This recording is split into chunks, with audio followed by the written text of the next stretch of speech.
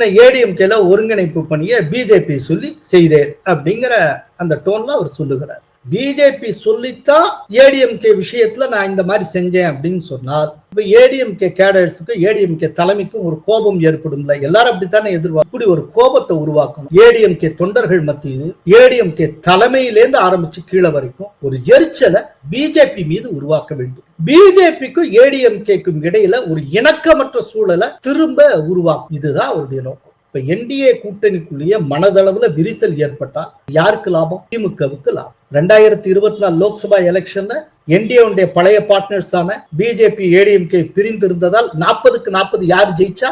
DMK. அதே போல திரும்பவும் இப்ப நல்ல ஜெல்லா இருக்கிற இந்த கூட்டணியை உடைக்க வேண்டும் என்பதற்காக, திமுகவை வெற்றி பெற செய்ய வேண்டும் என்பதற்காக சதி செய்கிறார் செங்கோட்டை. சோ செங்கோட்டையினுடைய 1 பாயிண்ட் அஜெண்டா என்ன அப்படின்னா திமுகவை மீண்டும் வெற்றி பெற செய்வது, அதற்காக என்டிஏவுக்குள் பிளவை ஏற்படுத்துவது.